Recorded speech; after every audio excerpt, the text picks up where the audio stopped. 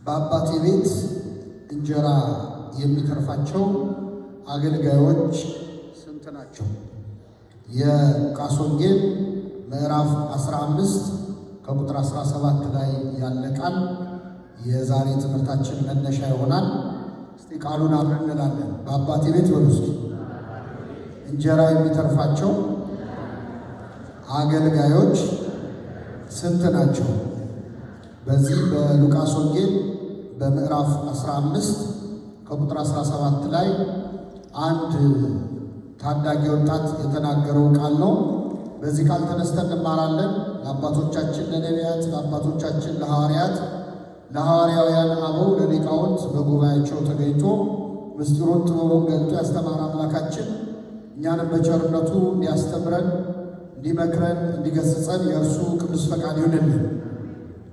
ጌታችን መድኃኒታችን ኢየሱስ ክርስቶስ በዚህች ምድር ላይ በተመላለሰበትና ባስተማረበት የ3 ዓመት ከ3 ወር ጊዜ በተለይ በመጨረሻዎቹ ስብከት ዞሮ ወንጌል ዞሮ ባስተማረባቸው ዓመታት ጌታችን በሚያስተምርበት ጉባኤ ላይ ለመማር ይሰበሰቡ የነበሩ ይመጡ የነበሩት ተማሪዎቹ በአብዛኛው እንደኔና እንደናንተ ኃጢአተኛ ሰዎች ነበሩ። ክርስቶስ ሲያስተምር ወንበዴዎች፣ ሌቦች፣ አመንዝሮች፣ በአጠቃላይ ሰው በኃጢአታቸው ምክንያት በጣም የሚጠላቸውና የሚጸየፋቸው ሰዎች በክርስቶስ ጉባኤ ላይ ይገኙ ነበር። ክርስቶስም ኃጢአታቸውን ሳይመለከት እነዚህ የተናቁ ሰዎች ያስተምራቸው ነበር። በዚህ የተነሳ በወቅቱ የነበሩ ጸሐፍት ፈሪሳውያን ለክርስቶስ ስም አውጥተውለት ነበር። የኃጢአተኞች ወዳጅ የሚል ስም ነው።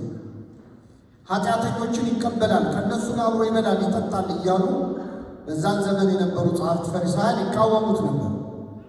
መድኃኒታችን ኢየሱስ ክርስቶስ ለዚህ ጥያቄ ሲመልስ መድኃኒት የሚያስፈልገው ለበሽተኛ ሰዎች ነው እንጂ ለጤነኛ ሰዎች አይደለም። እኔ ኃጢአተኞችን ለንስሐ ልጠራ መጣሁ እንጂ ጻድቃንን ልጠራ አልመጣሁም ይል ነበር። አሁን በጠቀስኩላችሁ በሉቃስ ወንጌል ምዕራፍ 15 ላይ ጌታችን መድኃኒታችን ኢየሱስ ክርስቶስ እንደተለመደው ቀራጮችና ኃጢአተኞች ሊሰሙት ወደ እርሱ ይቀርቡ ነበር ይላል። ከኔ ጋር ናችሁ? ይሰማል? ከኋላ ይሰማል? ቀራጮችና ኃጢአተኞች ሊሰሙት ወደ እርሱ ይቀርቡ ነበር ይላል። እንግዲህ ቀራጮች የሚባሉት ቀረጥ እንዲሰበስቡ በሮም መንግስት የተመደቡ የመንግስት ሰራተኞች ናቸው እና እነዚህ ሰዎች በጸሐፍት ፈሪሳውያን ዘንድ በጣም የተጠሉ ነበሩ። የሚጠሉት በሁለት ምክንያት ነው። አንደኛ ድሃ የሚበድሉ፣ የሰው ገንዘብ የሚቀሙ፣ ክፉ ስራ የሚሰሩ ሰዎች ስለሆኑ ቀራጮች የተባሉ ሁሉ ይጠሉ ነበር። ሁለተኛ በዚያን ዘመን እስራኤላውያን ለሮማውያን በቅኝ ግዛት ተይዘው በነበረበት ዘመን ስለሆነ ያለው እነዚህ ቀራጮች ተቀጥረው የሚሰሩት ለሮማውያን፣ ስለዚህ ሀገር የካዱ ለጠላት የሚሰሩ ስለሆኑ በሕዝቡ ዘንድ ከፍተኛ መጠላት ነበረባቸው። ክርስቶስ ደግሞ ይግረማችሁ ብሎ ከቀራጮች መካከል አንዱን ደቀ መዝሙሩ አድርጎት ሐዋርያው ቅዱስ ማቴዎስ የምንለው ቀራጭ ነበረ። ስለዚህ ቀራጮችና ኃጢአተኞችን ሰብስቦ ጌታችን ሲያስተምር ይህስ ኃጢአተኞችን ይቀበላል፣ ከእነርሱ ጋር ይበላል ብለው እርስ በርሳቸው አጉረመረሙ ይላል።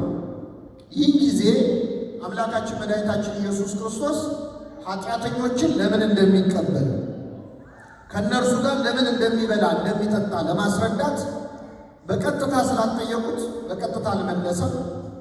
በምሳሌ አድርጎ ግን አስተማረ።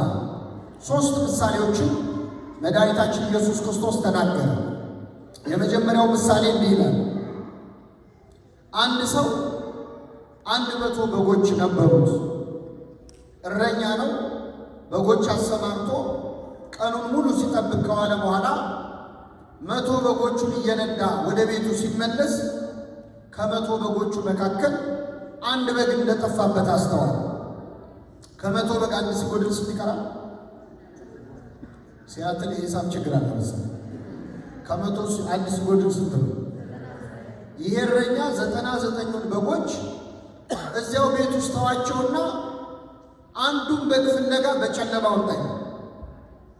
በዚህ ሰዓት ወጥቶ ቤቱ በማረፊያ ሰዓት ማለት ነው አንድ በግ ፍለጋ መከራውን ሲያይ ካመሸ በኋላ እኩለ ሌሊት ላይ ያንን በግ አገኘ። አነሳና በትከሻው ተሸከመው ወደ ቤት ይዞት መጣ። ጎረቤቶቹን ወዳጆቹን ጠራና የጠፋውን በጌን አግኝቻለሁና ከኔ ጋር ደስ ይበላችሁ አላቸው። እንዲሁም ንስሐ በሚገባ በአንድ ኃጢአተኛ ምክንያት በሰማይ መላእክት ዘንድ ደስታ ይሆናል። ይህ የመጀመሪያው ምሳሌ ነው። ክርስቶስ ሁለተኛ ምሳሌ ተናገረ። አንዲት ሴት ደግሞ 10 ድሪም ነበራት። ድሪም እንግዲህ ድርሃም የሚባለው በመካከለኛው ምስራቅ ሳንቲም ነው። አንዲት ሴት 10 ድሪም ነበራት። እሷም ከ10 ሳንቲሞች መሃል 1 ሳንቲም ጠፋባት። እንደ ባለበጉ አንድ ነው ብላ አልናቀችው። በመጀመሪያ ምን አደረገች? ቤቷን ጠረገች። ቤቷ ውስጥ በቂ ብርሃን የለም፣ መብራት አበራች። ከዛ ቆሻሻውን ጠረገች። ቆሻሻውን አንድ ቦታ ሰበሰበችና ያንን ሳንቲም እዛው ቤት ውስጥ ከቆሻሻው መሃል ፈልጋ አገኘች። እሷም እንደ ባለበጉ ጎረቤቶቿን ጠርታ የጠፋውን ሳንቲሜን አግኝቻለሁ፣ ከኔ ጋር ደስ ይበላችሁ አለች ይላል። ስንተኛ ምሳሌ አላችሁ? ስንተኛ ምሳሌ? ሶስተኛ ምሳሌ ተናገረ ክርስቶስ የመጨረሻ። አንድ ባለጸጋ ሰው ደግሞ 2 ልጆች ነበሩት። ሀብት ንብረት የሞላው ብዙ የእርሻ መሬት ያለው ብዙ እንስሳት ያሉት በጣም ባለጸጋ ሰው ነበር እና ይህ ባለጸጋ 2 ወንድ ልጆች ብቻ ነው ያሉት። እነዚህ ልጆች እንግዲህ ያው ጊዜው ሲደርስ የአባታቸውን ሀብት መውረሳቸው አይቀርም። ልጆች የአባታቸውን ሀብት የሚወርሱት ግን መቼ ነው? መልሱልኝ። አባታቸው ምን ሲሆን? ይገርማቸዋል። ትንሹ ልጅ ቢያይ አባቱ አልሞታም ማለት ሊጠብቅ ይህ ሰውዬ አይነቃነቅም ማለትና መጣና አባቱን የሚደርሰኝን ገንዘብ አሁኑኑ ስጠኝና ልሂድ አለው። አባት እምቢ አላለው። የሚደርሰውን ገንዘብ ከፈለና ሰጠው። ይህ ልጅ አባቱን ገንዘብ ይዞ ወደ ሩቅ ሀገር ሄደ። በአጭር ጊዜ ውስጥ የአባቱን ገንዘብ በትኖ ጨረሰ። ካገኘው ጋር በልቶ ካገኘው ጋር ጠጥቶ ሰክሮ እንደፈለገ ሆኖ በጣም በአጭር ጊዜ ያለፋበት ገንዘብ ስለሆነ በአጭር ጊዜ የአባቱን ገንዘብ ጨረሰ። ገንዘቡ አለቀ። ገንዘቡ ሲያልቅ ደግሞ ጓደኞቹም አለው። ገንዘብ ሲኖረንና ሳይኖረን እኩል አይደለም ጓደኞቻችን አሉ። ስለዚህ አብረውት የሚበሉት የሚጠጡ ጓደኞች ሁሉ በአንድ ጊዜ ተለዩት። በጣም ተቸገረ። ልክ የሚያሳዝነው ደግሞ ልክ እሱ ገንዘቡን ሲጨርስ እዛች ሀገር ላይ ከፍተኛ ረሃብ ተነሳ እና ሰው ቤት ተጠግቶ መኖር ጀመረ። ያስጠጋው ሰውዬ በነፃ አላኖረው። ምን አደረገ? ቀን ቀን አሳማዎች አሉ፣ እነሱን ትጠብቃለህ፣ ማታ ማታ እኔ ጋር ትተኛለህ። ይህ ልጅ ተንደላቆ ተመችቶት ያደገ ልጅ ነው። ልባ የምን ጠባቂ ሆነ? አይሰማም። በግዕዝ አሳማ ማለት እሱ አሳማ ማለት አስቀያሚ ማለት የመጨረሻ ቆሻሻ የሆነ እንስሳ፣ የቆሻሻ መኪና እንደማለት ነው። የማይበላው ነገር የለም እና ይህን በጣም የሚሸት እንስሳ ሲጠብቅ ይውል ነበረ እና እዚያ ግን ቁጭ ብሎ በረት ውስጥ ከሽታው በላይ በጣም ያስቸገረው ረሃብ ነበር። በጣም ይርበው ነው እና መጨረሻ ምን ትዝ አለው መሰላችሁ? አባቱ ቤት ስንት ልጆች ምግብ በልተው ጠግበው ይደፋሉ። ስንት አገልጋዮች ጠግበው ለውሻ ይሰጣሉ። ስለዚህ ምን አለ? በአባቴ ቤት እንጀራ የሚተርፋቸው አገልጋዮች ስንት ናቸው? እኔ እዚህ ግን በረሃብ ልሞት ነው። አሁኑኑ ተመልሼ ወደ አባቴ እሄዳለሁ። አባቴን እንዲህ እለዋለሁ፣ አባቴ ወይ ልጅ ልባል አይገባኝም፣ በቤትህ ካሉት አገልጋዮች እንደ አንዱ አድርገኝ እለዋለሁ። ተነስቶም ወደ አባቱ መጣ ይላል።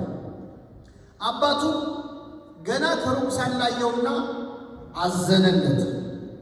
ወደ እርሱ ሮጠና አቀፈና ሳመው። ልጁም አባቴ ሆይ ልጅ ተብዬ ልጠራ አይገባኝም አለ። አባት ግን እንዳየው ምን አደረገ መሰላችሁ? ከሁሉ የተሻለ ልብስ አምጡና አልብሱት፣ ለጣቱ ቀለበት፣ ለእግሩ ጫማ ስጡት፣ የሰባውን ፍሪዳ አምጡና እረዱለት፣ እንብላ ደስ ይበለን። ልጄ ሞቶ ነበር ሕያው ሆኗል፣ ጠፍቶ ነበር ተገኝቷልም አለ። ደስ ይላቸውም ጀመር ይላል። ይህ ሁሉ ሲሆን ይሄ ባለጸጋ ስንት ልጆች አሉት ብያቸዋለሁ? መልሱ እንጂ ሁለት። ታላቅ ወንድሙ እርሻ ሲያርሱ ነው። በዚህ ሰዓት በማታ ወደ ቤት መጣ። ሲመጣ ቤቱ እልልታ በእልልታ ሆኗል። ምንድን ነው ብሎ ሲጠይቅ አይ ወንድም መጥቶ አባት በደህና ስላገኘው ፍሪዳ አርጎለት ነዋል። ተቆጣ፣ ሊገባም አልፈለገም ይላል። አባቱ ወጥቶ ለመነው፣ እባክህን ግባ አለው። ልጁ ግን ምን አለ? እኔ እስከ ዛሬ እንደ ባሪያ ተገዛሁልህ፣ ካዘዝከኝ ውስጥ አንድም ያልፈጸምኩት ነገር የለም። ነገር ግን ለእኔና ለወንድሞቼ ለጓደኞቼ ብሉ ብለህ ፍየል እንኳን አርደህልን አታውቅም። ዛሬ ግን ይሄ ልጅ ገንዘብህን ከጋለሞቶች ጋር በልቶ ሲመጣ የሰባውን ፍሪዳ አረድክለታል። አባት ግን መለሰ ይላል፣ ልጄ ሆይ አንተ እስከ ዛሬ ከእኔ ጋር ነበር፣ የእኔ የሆነ ሁሉ ያንተ ነው። ነገር ግን ይህ ወንድምህ ሞቶ ነበር ሕያው ስለሆነ፣ ጠፍቶ ነበር ስለተገኘ ደስ ሊለን ሐሴትም ልናደርግ ይገባናል አለው ይላል። ስለ ቃሉ አምላካችን ስም የተመሰገነ ይሁን። ስንት ምሳሌ ነገርኳችሁ። መጀመሪያ የጠፋው ምንድን ነው? ጅብ ነው። ምንድን ነው መጀመሪያ የጠፋው? ሁለተኛው ሳንቲሙ ላይ ሞቅ አደረጋችሁት። ሶስተኛው ልጅ ነው። እንግዲህ የሉቃስ ወንጌል ምዕራፍ 15 አሁን ያነበብኩላችሁ መድኃኒታችን ኢየሱስ ክርስቶስ ምድር ላይ ሲያስተምር ከተናገራቸው ምሳሌዎች ሁሉ እጅግ ወርቃማው ምሳሌ ነው የሚባለው። ከዚህ የአማረ ታሪክም አልተናገረም ጌታ። አክሊለ አምሳላት የምሳሌዎች ሁሉ አክሊል ነው የሚባለው። ይህ ምዕራፍ እያንዳንዱን ብንተነትነው ያላነሳው ጉዳይ የለም። ምስጢረ ሥላሴ አለው፣ ምስጢረ ሥጋዌ አለው፣ ምስጢረ ጥምቀት አለው፣ ቁርባን አለው፣ ትንሣኤ ሙታን አለው። በዚህ ምዕራፍ ውስጥ እግዚአብሔር ያላስቀመጠው ቁም ነገር የለም። እንደውም አንዱ ሊቅ ምን አሉ? መጽሐፍ ቅዱስ ቢጠፋና ይሄ አሁን ያነበብነው ምዕራፍ ብቻ ቢገኝ ይህን ምዕራፍ ይዞ መጽሐፍ ቅዱስን ድጋሚ መጻፍ ይቻላል። ውስጡ በጣም ብዙ ነገር አለ። ምስጢረ ሥላሴ ብትሉ መጀመሪያ ላይ እግዚአብሔር ወልድን እረኛ ሆኖ እናገኛለን። ሁለተኛ ላይ መንፈስ ቅዱስን እናት ሆኖ እናገኘዋለን። ሶስተኛው ላይ እግዚአብሔር አብን አባት ሆኖ እናገኛለን። አብ፣ ወልድ፣ መንፈስ ቅዱስን በሶስቱ ታሪክ ውስጥ እናገኛለን። ምስጢረ ሥጋዌ ብትሉ የጠፋ በግ አዳምን የፈለገው ክርስቶስ ነው። ምስጢረ ቁርባን ብትሉ የሰባውን ፍሪዳ አምጡና ረዱለት ሲል ታገኛለን። ምስጢረ ትንሣኤ ሙታን ብትሉ ልጄ ሞቶ ነበር ሕያው ሆኗል፣ ጠፍቶ ነበር ተገኝቷል። እያንዳንዱን ብንማረው ብለን እንደምነግራችሁ እዚሁ ማደራችን። እኔ ግደው በጣም ባጭሩ አንድ ክርስቲያን እንዴት ከአምላኩ ከእግዚአብሔር ተለይቶ ይጠፋል የሚለውም በዚህ ምዕራፍ ውስጥ እንማራለን። እግዚአብሔር በቸርነቱ እንዲያስተምረን ቅዱስ ፈቃድ ይሁንልን። መጀመሪያ የጠፋው እንስሳ ነው። ሁለተኛ የጠፋው ዕቃ ነው። ሶስተኛ የጠፋው ሰው ነው። ሰው በኃጢአት ምክንያት ከአምላኩ ተለይቶ ሊጠፋ ይችላል አይችልም? ይችላል። አንዳንዴ ደግሞ ሰው ከሰውነት ክብርም ወርዶ እንደ እንስሳ ሊሆን ይችላል። አንዳንዴ ደግሞ ሰው ከእንስሳም ወርዶ እንደ ዕቃ ሊሆን ይችላል። እንደ ሰው ብንጠፋ፣ እንደ ዕቃ ብንሆን፣ እንደ እንስሳ ብንሆን ማን ይፈልገናል? እግዚአብሔር። ፈላጊው እግዚአብሔር ነው። ተመልከቱ። የመጀመሪያው ላይ እግዚአብሔር እረኛ ነው። ሁለተኛው ላይ እግዚአብሔር እናት ነው። ሶስተኛው ላይ እግዚአብሔር አባት ነው። የሁላችን አባት ማን ነው? እግዚአብሔር። እናታችንም እሱ ነው። ቅዱስ ያሬድ ኢትዮጵያዊ ሊቅ አንተ አቡነ ወአንተ እምነ፣ አንተ አባታችን ነህ አንተም እናታችን ነህ ይላል። እግዚአብሔር እናት ነው። እግዚአብሔር አባት ነው። አለቃ ኪዳነ ወልድ ክፍሌ የሚባሉ ሊቅ አሉ በቤተክርስቲያናችን እና መዝገበ ቃላት አላቸው። በጣም ትልቅ ዲክሽነሪ መጽሐፍ። እዛ መጽሐፍ ላይ እሳቸው እግዚአብሔር እናት አባት ብቻ አይደለም አያታችንም እሱ ነው ይላሉ። ምናችን? አያታችን። ምክንያቱም እግዚአብሔር በመጽሐፍ ቅዱስ ራሱ በዶሮ በወፍ እየመሰለ ይናገራል። ዶሮ ጫጩቶቿን ከቅፎቿ በታች እንደምትሰበስብ እኔ እናንተን ልሰበስባችሁ ወዳለሁ ይላል። ራሱን በዶሮ እኛን በጫጩት መስሎ ማለት ነው። ከኔ ጋር ናችሁ? እስቲ ልጠይቃችሁ፣ ዶሮ ለጫጩት እናት ናት ወይስ አያት ናት? ሲያትል ዶሮ የለም ማለት ነው። ለነገሩ ከሱፐር ማርኬት እየገዛችሁ ተረሳስታችኋል። ዶሮ ለጫጩት እናት ናት ወይስ አያት ናት? አያት ናት። እናቷ ማን ነው? እንቁላል እንዳትሉኝ አደራችሁ። ስለዚህ እናትም ነች አያትም ነች። ከዶሮዋ ምን ይገኛል? እንቁላል። ከእንቁላሉ ምን ይገኛል? ጫጩት ይገኛል። እግዚአብሔር እንደ እንቁላል መሬትን ፈጠረ፣ ከመሬት ከአፈር ደግሞ ሰውን ፈጠረ። ስለዚህ እግዚአብሔር እናት አባት ብቻ ሳይሆን አያታችን እሱ ነው። ግን እግዚአብሔር እናት አባት ብቻ አይደለም፣ በእውነት እረኛም ጭምር ነው። የመጀመሪያው ታሪክ ላይ እግዚአብሔር እረኛው ነው የምታገኙት። እግዚአብሔር እረኛዬ ነው የሚያሳጣኝ የለም እንዳለ ዳዊት፣ የሁላችን እረኛ እግዚአብሔር ነው። ይህ እረኛ 100 በጎች ነበሩት የተባሉት ሰውና መላእክት ናቸው። መላእክት በቁጥር ብዙ ናቸው፣ በነገድ ግን 99 ናቸው። ስለዚህ 99ኙ ነገደ መላእክት ናቸው። አንዱ የጠፋው በግ የተባለው ደቂቀ አዳም እኛ የሰው ልጆች። ይህ እረኛ ከ99ኙ በጎቹ መካከል አንድ በግ ጠፋበት። እስኪያገኘው ድረስ ፈለገው። ባገኘው ጊዜ አነሳና በትከሻው ተሸከመው ይላል። አባቶቻችን ተአምረ ማርያም ሲያነቡ ሰምታችሁ ከሆነ ምን ይላል? የጠፋ በግ አዳምን የፈለገው ባገኘው ጊዜ የተሸከመውን ቸሩን እረኛችን ክርስቶስን የወለድሽልን ወይ ምን ይበልሽ? የጠፋው በግ ማን ነው? አዳም ነው። ያገኘው እረኛ ማን ነው?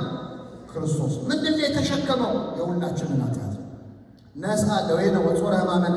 ስለኛ በደላችንን ክርስቶስ በመስቀል ላይ ተሸክሟል። ስለዚህ የጠፋ በግ የተባለው የሰው ልጅ ነው። የተሸከመው ደግሞ መድኃኒታችን ኢየሱስ ክርስቶስ ነው። ይህንን ታሪክ ለምንድን ያነሳ ነው? አንድ ክርስቲያን እንዴት ከቤተ ክርስቲያን ይጠፋል? አንድ ክርስቲያን እንዴት ከአምላኩ ተለይቶ ይጠፋል ካላችሁ፣ የመጀመሪያው አጠፋፍ ልክ እንደ በግ ነው የምንጠፋው። ሁለተኛ አጠፋፋችን እንደ ሳንቲም ነው የምንጠፋው። ሶስተኛ የምንጠፋው እንደ ሰው። ከኔ ጋር ናችሁ? እስቲ በግ የሚጠፋው እንዴት ነው? መጀመሪያ ልጠይቃችሁ፣ በግ የሚጠፋው አውቆ ነው ወይስ አያውቁ? የዚህ ሀገር በጎች ያስባሉ። በግ የሚጠፋው አውቆ ነው ሳያውቁ? ምን እያደረገ ነው በግ የሚጠፋው? ምን እያደረገ ነው? እስቲ ንገሩ። ልጥፋ ብሎ ነው የሚጠፋው? ሳር እየበላ ነው የሚጠፋው አይደል? እዚህ ጋር ሳር ሲበላ ይሄኛው ሳር ትንሽ ካልተመቸው ወደዛ ሲል፣ እዚህ ጋር ውሃ ሲጠጣ የደፍረስ ሲልበት ወደዛ፣ ሳያስበው ነው በግ የሚጠፋው። በግ ሲጠፋ ቢመሽብኝስ ብሎ ያስባል? ካልኩሌት እያደረገ የሚጠፋ በግ አለ? ገደል ብገባ ተኩላ ቢበላኝ እያለ ሪስክ የሚያጠና በግ ዝም ብሎ ነው የሚጠፋው። የመጀመሪያው እኛ ክርስቲያኖች ከአምላካችን ከእግዚአብሔር ከበረቷ ከቅድስት ቤተ ክርስቲያን ተለይተን የምንጠፋው ልክ እንደ በግ ሳናውቅ። ይሄ በግ እየበላ እየጠጣ እንደጠፋ ብዙ ሰዎች በእንጀራ ጉዳይ ከቤተ ክርስቲያን ይጠፋሉ፣ በምግብ ጉዳይ ይጠፋሉ። አንድ ስራ ሲሰሩ ሌላ ስራ፣ አንድ ንግድ ሲነግዱ ሌላ ንግድ፣ አንድ ትምህርት ሲማሩ ሌላ ትምህርት። ስጋዊ ህይወታል። በተለይ ኢትዮጵያውያንማ በዚህ እኮ ለመኖር ስንዘጋጅ አይደል የምንሞተው? ለመኖር ስንዘጋጃጅ እኮ አንዱን ነገር ስናሟላ ቀጥሎ እንትኑ ስናሟላ እንዲህ እንዳለን እንደተንከራተትን። እናንተ እንኳን ትንሽ ሴትል አድርጋችኋል። ብዙ ሀገር ዞር ያለውና የአበሻ ሁሉ ዓላማው የሆነ ሀገር ቤት ነው። አገር ቤት ያለው አረብ ሀገር፣ አረብ ሀገር ያለው አውሮፓ፣ አውሮፓ ያለው አሜሪካ። እስቲ እናንተ የት እንደምትሄዱ ጉዳችሁን እናያለን። በቃ ክው እንዳለ ምድናችን ይጨርሷል። ይሄ ማለት ይሄ በግ እየበላ እንደጠፋው በስጋዊ ህይወት ብቻ ተይዞ መጥፋት ነው። መብላቱ እኮ መጥፎ አይደለም፣ ግን ከበረቱ መራቅ የለበትም። እግዚአብሔር አትስሩ፣ አትነግዱ፣ አትኑሩ አላለም። ከቤተ ክርስቲያን ግን አትራቁ። ሳያስበው ጠፋ። ቢመሽብኝስ ብሎ አላሰበም። እኛ ደግሞ በሞትስ ብለን አናስብ። ሞት ሲመጣ አይመቸኝም ማለት አይቻልም። እና የመጀመሪያው አጠፋፍ እንደ በግ ሳናውቅ የምንጠፋው ነው። እንደዚህ የጠፋነውን እግዚአብሔር በቸርነቱ ይመልሳል። ምን አደረገ እረኛው? እስኪያገኘው ድረስ ፈለገው። እስኪ በሉ እስኪያገኘው ድረስ አይሰማም፣ ፈለገው። እግዚአብሔር የሚፈልገን ምን እስኪለን? እስኪያገኘው። እስኪ ደክሞ አይልም አይደክሞ፣ እስኪ ሰለቸው አይልም አይሰለቸው፣ እስኪያገኘው ድረስ ፈለገው። ባገኘው ጊዜ አነሳና በትከሻው ተሸከመው ይላል። እዚህ ነው በእውነት የእግዚአብሔር ቸርነት መገለጫ። እግዚአብሔር እስኪያገኘን ይፈልገናል። ሲያገኘን ደግሞ ምን ይለናል? ይሸከመናል። ከኔ ጋር ናችሁ? አሁን እዚህ ሀገር እስቲ ቀኑን ሙሉ በግ ስትጠብቁ ውላችሁ በዚህ ዝናብ ቀኑን ሙሉ ዘንቦ እንደሆነ አላውቅም። እኔ ከመጣሁ ጀምሮ እስካሁን እየዘነበ ነው እና ቀኑን ሙሉ ዘንቦባችሁ በግ ጠብቃችሁ ውላችሁ ማታ በዚህ ሰዓት እስቲ ቤቴ ገብቼ ልረፍ ስትሉ አንድ በግ ቢጠፋ ይህም በግ ፍለጋ ስትወጡ ደስ እያላችሁ ነው ትወጡ አይደለም? እና የመጀመሪያው የጠፋው በግ ከእግዚአብሔር ቤት ሳናውቅ የራቀን ሰዎች ይወክላል። ይህ በግ የፈለገ አምላክ ሁላችንን ይፈልጋል። እስኪያገኘው ድረስ በሩስ ፈለገው። እግዚአብሔር ሁላችንን እስኪያገኘን ይፈልጋል። አዎ እግዚአብሔር የሚፈልገው ምን እስኪል ድረስ ነው? ባገኘው ጊዜ አነሳና በትከሻው ምን አለው? ተሸከመው። ይህ ማለት እግዚአብሔር ለእኛ የሚያሳየውን የትዕግስቱን መጠን ነው የሚያሳየው። ለምሳሌ አሁን እዚህ ያላችሁ ሰዎች ቀኑን ሙሉ በግ ስትጠብቁ ናችሁ። በግ ቢጠፋባችሁ ቤት ስትገቡ ያንን በግ ፍለጋ በዚህ በጨለማ ወጣችሁ ወንዙን ተሻግራችሁ ተራራውን ወጣችሁ ወርዳችሁ ብዙ ደክማችሁ መጨረሻ ያንን በግ ብታገኙት ትሸከሙታላችሁ? መልሱ። በዱላ ነው እንደምንለው አይደል? በጉን እርግጠኛ ነኝ። እኔ እንኳን በግ ቀርቶ ልጅ ጠፍቶ ሲገኝ ምንድን ነው የሚደረገው? እኔ የኔ ልምድ ላካፍላችሁ። መጀመሪያ ልጅ ሲጠፋ ወላጆች ወይኔ ልጅ ወይኔ ልጅ ወይኔ ልጅ ይላል። ሲገኝ ደግሞ ወይኔ የሚለው ልጁ ነው አይደለም? አዎ በዱላ ነው ያንቆራጡት። የት ነበርክ ነው የሚሉት። ብዙ ወላጆች ከገረፉ በኋላ ነው ራሱ የሚጠይቁት አይደል? እኔ በጣም ልጆች ሆነን የሚገርመኝ ወላጆቻችን የማይሆን ተስፋ የሚሰጡን ነገር አለ። ተደብቀ ራሱ ናውጣ መታህም ይለዋል እና አለካህም እኔ ግልጽ እንድትሆን ነው የምፈልገው ይለዋል። ትወጣለህ፣ ቅጥቅጥ ያደርጓል። ከዛ በኋላ ለሳይካትሪስት አትናገር፣ ለንስሐ አባት ተለጉመን ምትቀር። ይህ እረኛ ግን ባገኘው ጊዜ በትከሻው ምናምን ተሸከመው። ለምን ተሸከመው? ይህ በግ ጠፍቶ ሲንከራተት እግሩ ዝሏል፣ መቆም አይችልም። እግዚአብሔር ይወላችሁ ከቤቱ ስንጠፋ ወደ እሱ ለመምጣት አቅም እንደሚያንሰን የሚያውቃል። ብዙ ሰዎች እኮ መምጣት እየፈለጉ ለመምጣት አቅም ያጥቷል። አሁን እኛ እዚህ ከተማ ካሉ ሰዎች የተሻለ ሆነን ይመስላችኋል? ዛሬ መጣ ነው አይደለም። ተሸክሞ ያመጣን ማን ነው? እግዚአብሔር ነው። ከቤቱ ሳያውቁ የራቁትን በቸርነቱ ተሸክሞ ወደ ቤቱ ይመልስልን። ሁለተኛ የጠፋው ሳንቲም ነው። በዚህ ብዙ አላደክማችሁ። ሳንቲም በእኛ ቤተ ክርስቲያን ሊቃውንት ዘንድ እነ ቅዱስ የሮኒመስ ወይም ጄሮም የሚባለው አባት እንደተረጎመው ትርጓሜ ወንጌላችንም እንደሚናገረው ሳንቲም የተባለው የሰው ልጅ ነው። እኛ ሁላችን ሳንቲሞች ነው። በሳንቲም ላይ የንጉሥ መልክ ይታተማል። ለምሳሌ በቄሳር ዘመን የቄሳር መልክ በሳንቲሙ ላይ ታትሞ ነበር። ለዚህ ነው ክርስቶስ የቄሳርን ለማን ስጧል? ለቄሳር ስጧል። የኛ የሁላችን ደግሞ ንጉሥ ማን ነው? እግዚአብሔር ነው። መልኩን እኛ ላይ አትሟል።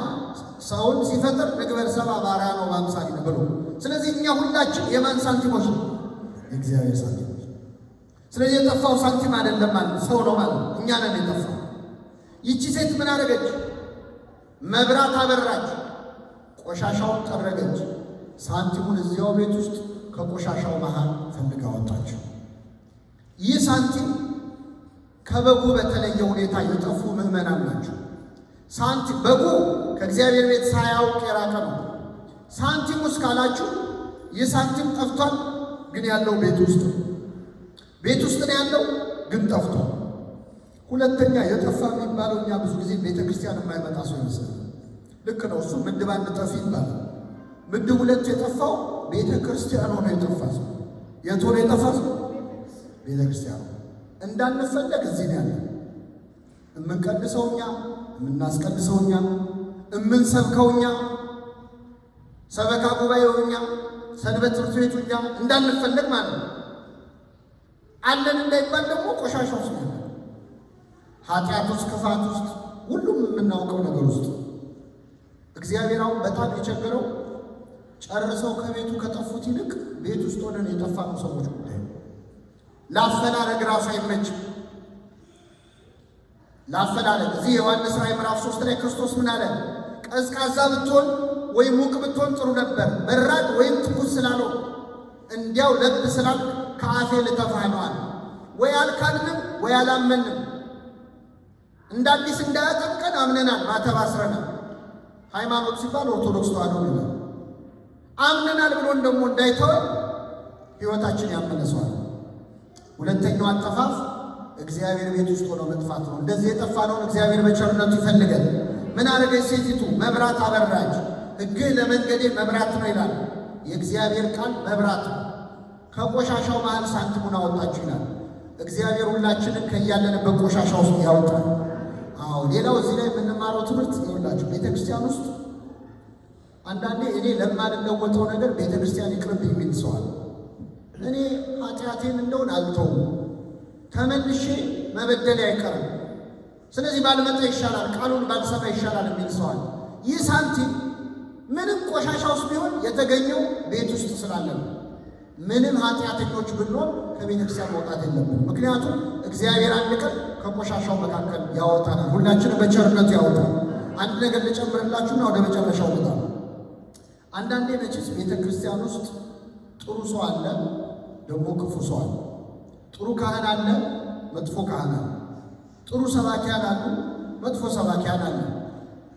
እና አንዳንዴ ክፉ ሰው ስታዩ ቤተ ክርስቲያን ውስጥ አንዳንድ ሰው ምን ይላል? እንደው መድኃኒዓለም እንደው ምን አለ ቤትህን ብታጸዳ፣ እንደው እንደዚህ አይነቶቹን ሰዎች ምን ነው ጠርገህ ብታስወጣቸው። በጣም ይገርማል።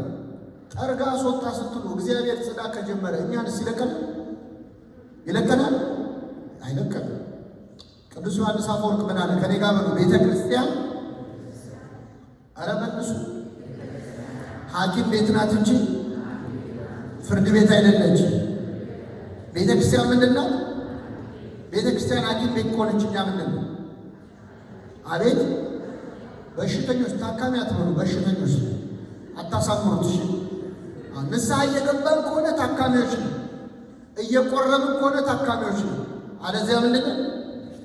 አይሰማም። የዛሬ ሰባኪ መጥቶ በሽተኛ አለላት። እኔም በሽተኛ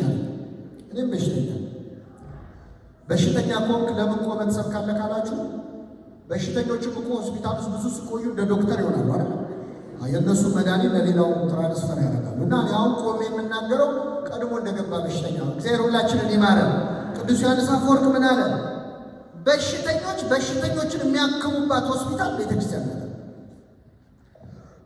ህመምተኞችን የሚያክሙባት። ስለዚህ በሽተኛ ለበሽተኛ እንደሚያዘን ኃጢአተኛም ለኃጢአተኛ ማዘን አለበት። እኛ የምንሰራውን ኃጢአት ሌላ ሰው ሲደግመው እኮ በጣም ነው የምንበሳቸው። በጣም ኮፒራይት ይሁን ምን ይሁን አላውቅም።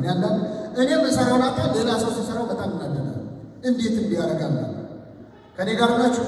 አሁን እዚህ ጉባኤ ማለት እየተማረ የአንድ ሰው ሞባይል ቢጮህ ስልኩ ሰው ቤተ ክርስቲያን መጥቶ እንደው ስልኩን ምን ሆኖ ምን ነክቶት ይላል።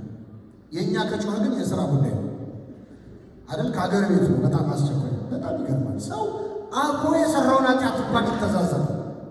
አብረው ሰክረው እኮ ሰዎች አንተ እንዲሰካራለ ይባባላሉ። አብረው ጠጥተው እና እርስ በርስ የምንፈርደውን ያህል እግዚአብሔር ስላልፈረደብን ስሙ የተመሰገነ ይሁን።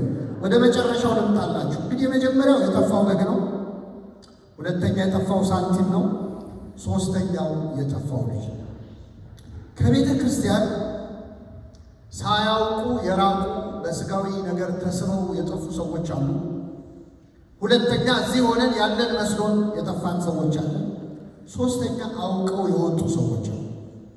ከዚህ ኦርቶዶክሳዊ ተዋሕዶ ቤተ ክርስቲያን ልክ የልጅ ልውጣ ብሎ ከአባቱ ቤት እንደወጣ የሚደርሰኝን ገንዘብ ስጠኝና ልሂድ እንዳለ አባቱ ቤት ሆኖ አንዴ በጊዜ ግባ፣ አንዴ እንደዚህ ልበስ፣ አንዴ እንዲያትልበስ፣ አንዴ እንዲያርግ እንዲያታርግ መባል ሰልችቶት እንደወጣ ከዚህ ኦርቶዶክሳዊ ተዋሕዶ ሃይማኖት ጾም ሰልችቷቸው፣ ጸሎት ሰልችቷቸው፣ በአንድ መወሰን ከብዷቸው፣ ምንኩስናው ከብዷቸው የወጡ ሰዎች አሉ።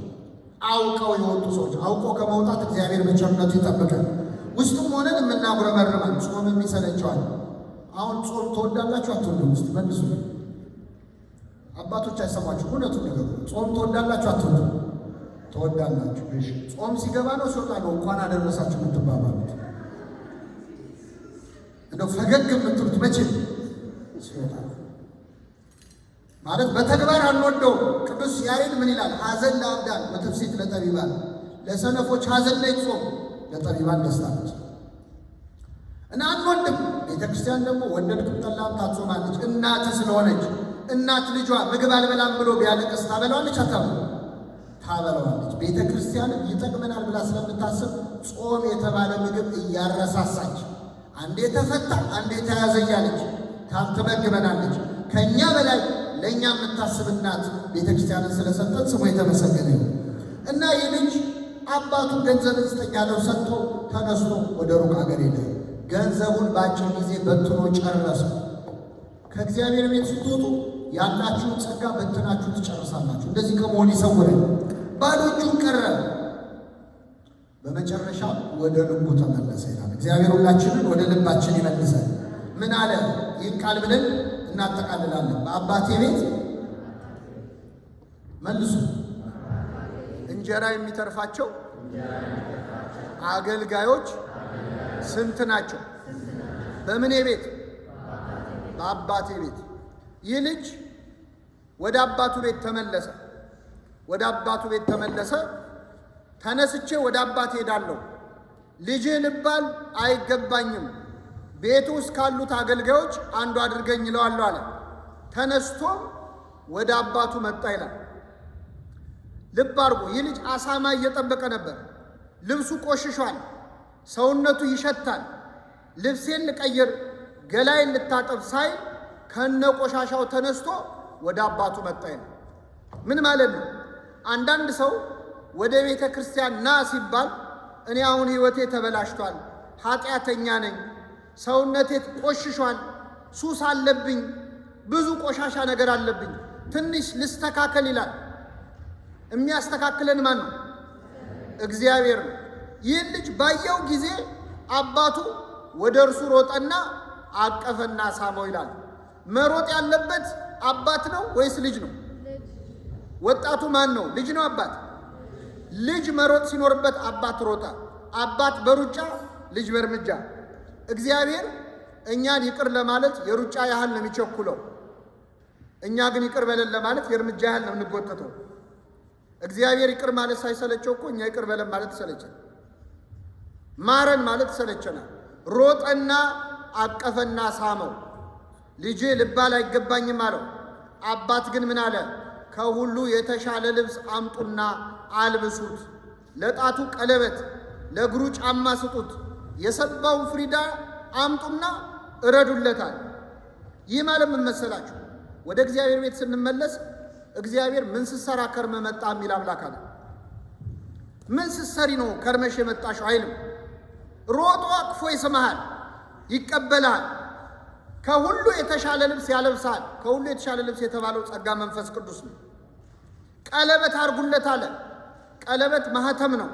በድሮ ጊዜ ሰዎች ቀለበትን እንደ ማህተም ነው የሚጠቀሙት። ስለዚህ ይህ ልጅ ድጋሚ በንብረቴ ላይ አዛዥ ይሁን ይዘዝበታል።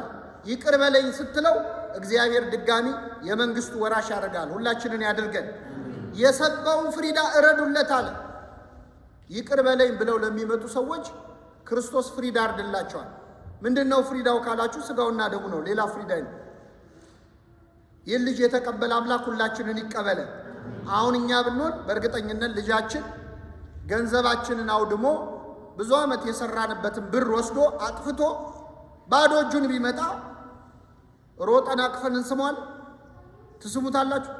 ለነገሩ እንስመዋለን። ደስ የሚለው የሀበሻ ባህል ልንገራችሁ። መቼስ ጣት ቆሰለ ተብሎ አይቆረጥም። አንዴ ወልጄ ያለው ፈጣሪ በኃጢአቴን ያመጣብኝ በልና ግባ እንለዋለን።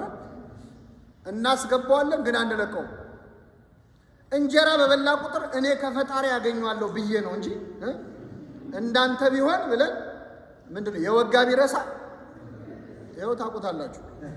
ይቅር እንላለን፣ አንረሳ። ይቅር ካለ የሚረሳ ማ ብቻ ነው? እኛ ሲቆይ የረሳውልሽ መሰለሽ እንዴ ነው የምንለው አይደል? ይቅር ካለ የሚረሳ እግዚአብሔር ነው። የሁላችንን ኃጢአት ይርሳለን። አንድ ነጥብ ልጨምርላችሁና አበቃለሁ። ይህ ባለጸጋ ስንት ልጆች ነበሩት ብያችኋለሁ? የሚገርማችሁ ታላቅ ወንድሙ እርሻ ሲያልፍ ውሎ በዚህ ሰዓት ወደ ቤት መጣ። ሲመጣ ቤቱ እልልታ በእልልታ እና አንዱ ሕፃን ጠራውና ምንድነው የምሰማው አለ። አይ ወንድም መጥቶ አባቴ የሰባውን ፍሪዳ አርዶልን ነው። ተቆጣ፣ ሊገባ አልፈለገም። ይኸውላችሁ አሁን እግዚአብሔር በጣም የተቸገረው እነገሌ ሲገቡ እነገሌ ይወጣል። አሁን ቤተ ክርስቲያን ውስጥ እኛ እርስ በርስ ስለማንስማማ እግዚአብሔር የሁላችን አባት ነው እና የሆኑ ሰዎች አሉ እነገሊት ካሉ ቤተ ክርስቲያን አልመጣም የሚሉ ሰዎች ማለት እገሌ ካለ አይኑን አያሳየኝ አልመጣም የሚሉ እግዚአብሔር የሁላችንም አባት ነው። እሱ እኛ ቡድን ስንሰራ ከኛ ጋር ካንዱ ቡድን ሊገባ አይችልም። እባክና ግባ ብሎ ለመነው ይላል። ልጁ ግን አልገባም፣ እኔ እስከ ዛሬ እንደ ባሪያ ተገዝቼልህ ምን አደረክልኝ? ፍየል እንኳን አላረድክልኝም። ዛሬ ግን ይሄ ልጅ ገንዘብህን ከጋለሞቶች ጋር በልቶ ሲመጣ ፍሪዳ አረድክለታለሁ። እንደዚህ አይነት አስተሳሰብ ያለን ሰዎች አለን ቤተ ክርስቲያን ውስጥ ሆነ። ይህ ልጅ ቤት ውስጥ ሆኖ እስከ ዛሬ እንደ ባሪያ ተገዛውልሃል። ቤተ ክርስቲያን ውስጥ ሆኖ እኔ ነኝ እኮ ይህን ቤተ ክርስቲያን ለዚህ ያበቃሁት፣ ስንት ገንዘባችንን አውጥተን ለፍተን እኛ ነን የቆረቆር ነው የሚሉ ሰዎች አሉ። ቤተ ክርስቲያንን የመሰረተ ማብቻ እግዚአብሔር። ምን አገኘዋለ? እንደ ባሪያ አገልግዬ ምን አገኘዋል? እግዚአብሔርን ብሎ ዋጋ የሚያጣ አንድም ሰው የለው። ምን አለ አባት ሲመልስለት? አንተ እስከ ዛሬ ከኔ ጋር ነበር፣ የኔ የሆነ ሁሉ የማን ነው? ያንተ። ቤተ ክርስቲያን በመምጣታችሁ ምን አገኛችሁ ከተባላችሁ የእግዚአብሔር የሆነ ሁሉ የማን ነው? የኛ ነው። የመጨረሻ አንድ ጥያቄ እንጠይቃችሁ እናበቃለን። ከነዚህ ሁለት ልጆች ጠፍቶ ከመጣው ልጅና ቤት ውስጥ ካለው ልጅ አባቱን በጣም የተዳፈረው የትኛው ይመስላችሁ? አላችሁ? ቤት ውስጥ ያለው ነው ወይስ የጠፋው? አቤት፣ የጠፋው ነው የተዳፈረው። ቤት ውስጥ ያለው። እውነት ለመናገር እግዚአብሔርንም በጣም የምንዳፈረው ቤተ ክርስቲያን ውስጥ ያለነው ሰዎች ነው። ውጭ ያሉት ሰዎች ሲፈሩ ሲጨነቁ፣ ቤት ውስጥ ያለነው ግን ከእግዚአብሔር ጋር እንለማመድና መቅደሱ ስንገባ እንደፋፈርና የማትደፈር አንተን ይሁዳ ደፈረ ይላል። እግዚአብሔርን የድፍረት ሥራ የምንሰራው ቤት ውስጥ ያለነው ሰዎች ነን። ይህ ሲባል ቤተ ክርስቲያን ውስጥ መሆን ያደፋፍራል እያልኳቸው አይደለም። ቀረብ ማለት ኃጢአት ነው፣ ሩቅ መሆን ይጠቅማል ማለት አይደለም። ሐሙስ ዕለት የሆነውን ልንገራችሁ እናበቃለን። ጌታ ሊሰቀል አንድ ቀን ሲቀረው ደቀ መዛሙርቱን ሰበሰበና ነገ እሞታለሁ እሰቀላለሁ አላቸው። ይህን ሲላቸው ከሐዋርያት መካከል ለጥያቄም ለመልስም ለእምነትም ለክደትም ፈጣን አለ ቅዱስ ጴጥሮስ። እንዲህ አለ ጴጥሮስ፣ ከኔ ጋር በሉ፣ ጌታ ሆይ ሌሎች ሁሉ ቢክዱ እኔ አልክድህም። ሌሎች ሁሉ ቢክዱ እኔ ምን አልልህም? ምን ማለት ነው? ንግግሩ ጥሩ ነው። ያጠፋው ግን ሌሎችን ዝቅ አድርጎ ራሱን ከፍ አደረገ። እኔ ከሌሎች የተሻልኩ ነኝ፣ ሌሎች ካንተ ይልቅ ካላቸው ፍቅር የኔ ፍቅር ይበልጣላል። ጌታ ምን አለው? እውነት እውነት እልሃለሁ ዶሮ ሳይጮህ 3 ጊዜ ትክደኛለህ። ዶሮ ሳይጮህ ስንት ትክደኛለህ? ይገርማቸዋል። ቅዱስ ጴጥሮስ በፍጹም አልክድህም አለ። ይህን ብሎ ሲጨርስ ወታደሮች ክርስቶስን ሊይዙት መጡ። ሊይዙት ሲመጡ ጴጥሮስ ሰይፍ ነበረችው፣ ክርስቶስን ለማስጣል ብሎ ውጊያ ጀመረ። በጣም የሚገርመው የሊቀ ካህናቱን ባሪያ የማልኮስን ጆሮውን ቆረጠው ይላል። አባቶቻችን እንደሚነግሩ ጴጥሮስ የሰደደው ለአንገቱ ነበር፣ ግን የሥራ ልምድ ስለሌለው ምን ቆረጠው? ጆሮውን ቆረጠው። ይህን ጊዜ ጌታ የዚህ ሰውዬ ጆሮ ፈወሰለት። የሁላችንን ጆሮ ይፈውስልን። አሁን ደቀ መዛሙርቱ ተበተኑ። ክርስቶስን እያዳፉ ወታደሮች ወሰዱት። ይህን ጊዜ ጌታ በተያዘ ሰዓት ጴጥሮስም ክርስቶስን ከሩቅ ይከተለው ነበር ይላል። ከምን ይከተለው ነበር? ከሩቅ። ይሄ ማለት ምን መሰላችሁ? አንዳንድ ሰዎች ቤተ ክርስቲያን በሩቅ ነው የሚሉ ሰዎች አሉ። ልጆቻቸውን ሁሉ ይመክራሉ። አንቺ ዝም ብለሽ ቤተ ክርስቲያን አትበይ፣ ቤተ ክርስቲያንና ፖለቲካ ከሩቅ ሲሆን ነው ጥሩ የሚሉ ሰዎች። ጴጥሮስ ጌታን ከሩቅ ተከተለው። በረደው። ልክ ውጭ እንዳለው ብርድ ነው። በጣም ሲበርደው እሳት ሊሞቅ ቁጭ አለ። እሳት መሞቅ ጀመረ። እሳት እየሞቀ እያለ እሳት ደግሞ ሙቀት ብቻ አይደለም ያለው፣ ብርሃንም አለው። የጴጥሮስን ፊቱን አጉልቶ አሳየለ። አንተ ከሱ ጋር አልነበር? አንተ የናዝሬቱ ኢየሱስ ተማሪ አይደለ? አጣደፉት። የምትሉትን ሰውየውን አላውቀውም አለ። ማንን አላውቀው? ሰውየው። ክርስቶስን ሰውየው ከሚያስብል ፈተና ይሰውራችሁ። አላውቀውም ማለት ርቀን ስንከተል ይሆናችሁ። ከቤተ ክርስቲያን ስንርቅ ሰውየውን አላውቀውም የሚያስብል ፈተና ውስጥ እንገባለን። በስራ በማህበራዊ ህይወት በኑሮ እሳት አብረናቸው ሞቃቸው ሰዎች አሉ። ጥያቄ ሲያበዙብን ያስጉዱናል። ሩቅ መሆን ሃይማኖትን ያሳጣል። ቀረብ ማለት ምን ያስገኛል ካላችሁ እንደ ጴጥሮስ ያልፈራ እስከ መስቀል የተከተለ ታላቅ ሐዋርያ ነበር ወንጌላዊው ቅዱስ ዮሐንስ። ዮሐንስ ሳይፈራ ክርስቶስን በመከተሉ እዚያው መስቀል ላይ ትልቅ ስጦታ ተሰጠው። ይህች ስጦታ ማነች?